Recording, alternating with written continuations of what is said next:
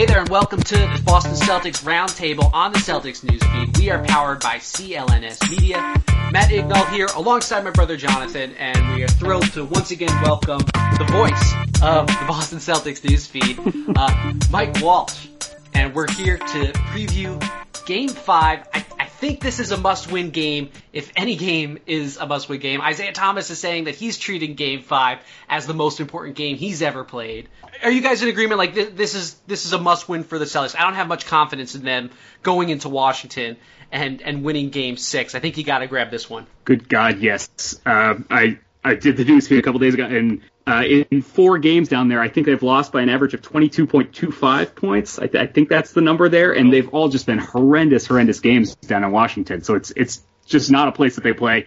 You can blame Trump, you can blame whatever you want. They cannot deal with DC right now. Yeah, Washington's a really good home team, 30-11 on the season during the regular season, just destroying Boston. It's definitely a must-win. I have zero confidence that Boston can go in a Game 6 situation down 3-2 and win. Matt, you on the same page? Yeah, I'm with you guys. Yeah, so it seems like, okay, well then Boston's got to win both Game 5 and Game 7, which that seems like a tall task, but the numbers are in their favor. I think in series that were tied 2-2, the home team wins something like 80% of the time. They close out the series 80% of the time, which is sort of like a mind-boggling number. It might just be because in Game 7 there's just a huge home court advantage. Brad Stevens indicated that he thinks Amir Johnson is going to start, that he's not looking to make a change in there. I guess it makes sense given that Amir Johnson probably wasn't the problem. How do you guys feel about this?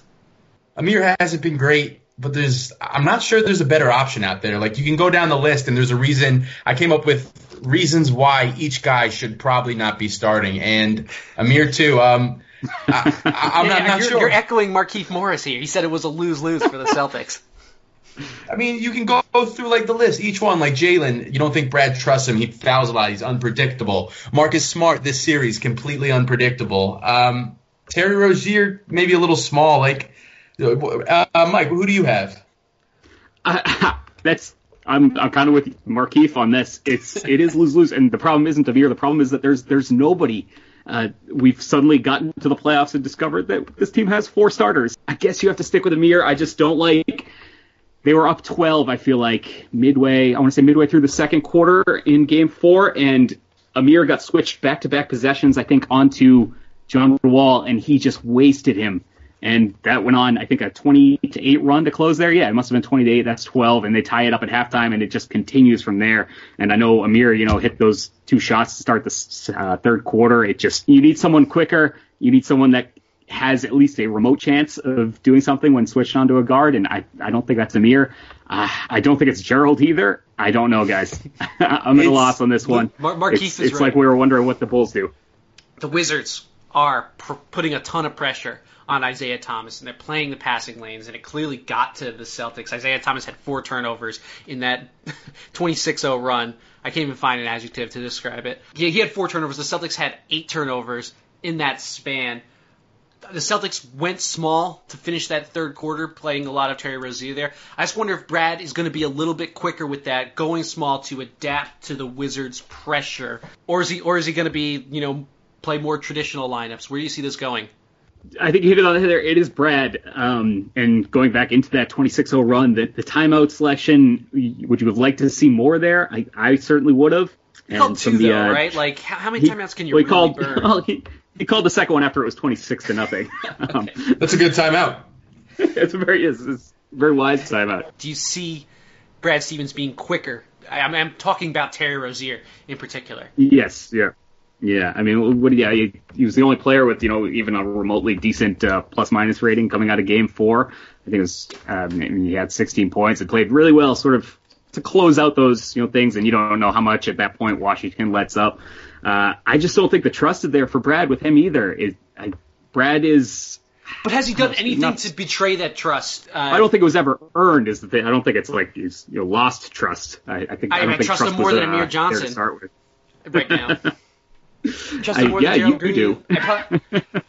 Then you're going 3 real little guys. I mean, Avery's not a big guy. I almost would maybe go the other way just because Kelly's such a more dangerous, more respected shooter, I want to say, from the Washington defense? And does that open things up more so than, does Washington care that it's Terry Rozier out there, or would they care more, run out to cover Kelly Olynyk, and therefore that opens up with, him and Horford, sort of more respected outside shooters, sort of go the other way, but the same idea of, putting more shooters on the floor? So I think just having Terry Rozier out there just gives them a little more unpredictability to the Washington defense, which is really important because this is not a good defense who's looked really awesome in the last 2 games. And, I think it'll definitely help being at home. Isaiah Thomas complained a bunch about the off-ball holding that the Wizards were doing. I'm expecting a friendlier whistle for Isaiah Thomas, and I mean that's just going to be huge for him. So let's talk a little bit about matchups. We saw Avery Bradley get the lion's share of the minutes on John Wall, and he forced John Wall into a bad shooting night. I think it was like 8 for 26 or something like that. Isaiah Thomas guarded Bradley Beal, and Beal torched him. I think Brad Stevens is going to go back with that. I think that containing Wall is pretty much the most important thing, especially for these starts. I mean, Wall just looks so comfortable games 1 through 3.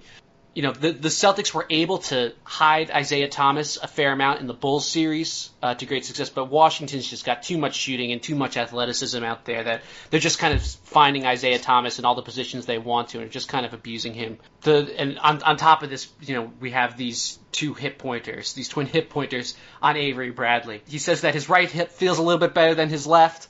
That's the older one. is his right hip the older hip pointer? But Brad Stevens says he's good. So I don't. Hip. You can't be making that known. John Wall's going to pick up on that. He's going to play him one way. You can find that and more on the CLNS Media YouTube page. That's youtube.com/CLNS Media. There, you or John Wall. You could find a ton of video on yesterday's practices. So definitely go check that out. That's youtube.com/CLNS Media. I actually really liked the defense to start Game 4. The activity was there. They were crisp. Even when Washington hit shots, they really worked for it. The problem was the turnovers. I think if Boston can contain the turnovers and stop the easy transition buckets, which makes everyone feel super confident on the Wizards, that makes Bojan Bogdanovic be able to hit those crazy threes and just the team gets rolling. I like the Celtics' chances on defense. I think Isaiah is a really good matchup. Or not a really good matchup. The best matchup in the series for Isaiah is Bradley Beal. Because even when he scored in the post, he didn't look comfortable doing it. And Brad Beal hasn't been killing him this series. It's John Wall. Like you said, it's all about John Wall. So I like him. I mean, he can't put him on Otto Porter. He's too long, and he gets his eyes light up when he sees Isaiah Thomas on him. So I think Bradley Beal is the right matchup. It's more of the offense than the defense almost because, like you said, you like the defense in the first quarter. The Celtics were hitting shots in the first quarter. They hit most of their threes. Isaiah had 5 of 5 threes, and that's going to allow them to set up defensively. That's going to allow Isaiah to get in front of somebody and stay in front of somebody. Same thing, allowing Avery to do his best to stay in front of Wall. It's almost more offense than defense. And if the Celtics, the issue is these runs, you gotta quell them quickly. Much more quickly than you have in the past. This is 3 of them now, I think, of 16 plus, and that's more on Brad calling the timeout, designing a play that's not one of these. Then they go back to the threes, and I actually took the time and wrote out everything that happened during that 26-0 run. And it is just brick 3, bad pass turnover, Wall and 1 at the other end, Beal and 1 at the other end, Wall kick out. It's ugly. Yeah, I think we're all in agreement here that offensive execution is the most important thing for the Celtics to do. And hey, if Bradley's able to D up John Wall, then maybe they can hold the Wizards under 110 points for once. We'll see. That's a big if. John Wall is a man among boys this series. He's been absolutely incredible. Today's Roundtable segment is being brought to you by the SeatGeek ticketing app. SeatGeek, the easiest and smartest way to buy and sell tickets. Maybe you want to go see Game 5 tonight? Well, with just 2 taps using SeatGeek's seamless mobile experience, you can go to that game. You can also go to concert, comedy, and theater performances too, and it's all fully guaranteed. All you have to do is support this production by going to the Settings tab, clicking Add a Promo Code, and then using the promo code CELTSNEWS, all one word, and SeatGeek will send you $20 after you've made your first ticket purchase. Use the promo code CELTSNEWS on the SeatGeek ticketing app today. Another guy for me is Marcus Smart, because Marcus's worst enemy in this series is himself, as it often is. he's not really there. Like he has more turnovers than rebounds this series. His assist to turnover ratio is laughable, and his antics where he flops just don't work in the playoffs. I mean, he has a target on his back for being this flopper, and when he's not facilitating, Marcus Smart is really hurting the Celtics, and he needs to bounce back and really get it together this game. So I'm looking at Marcus Smart. Yeah, I mean, how did we get this far and now they don't have ball handlers? It doesn't seem like anyone can control the basketball, and that's I guess just so important when you're playing a defense like this that sort of takes those risks, and they're super fast, super athletic. I guess maybe it is Rozier, and he just sort of usurps Smart. Because I do not trust Smart handling the ball right now. I don't trust Avery. I've never trusted Avery handling the basketball. I guess you trust Horford a little bit. Washington has made their changes. They've made their sort of chess move, and it's going to be on Brad. And I'm excited to see what kind of monkey wrench he throws out into this one, because we're at the point where you got to go almost kitchen sink, and something's got to give. Yeah, I was just thinking with the aggressive style the Wizards play, we saw in Game 2, they clearly ran out of gas. I think everybody saw that there. But we didn't see it in Game 3 or 4. Maybe that was the crowd. Maybe it was the fact that the bench gave them a lift. Actually, they put both of those games away pretty early, so maybe it was actually just too early to tire out. So maybe the Celtics just got to keep it close. Jonathan, what else you got?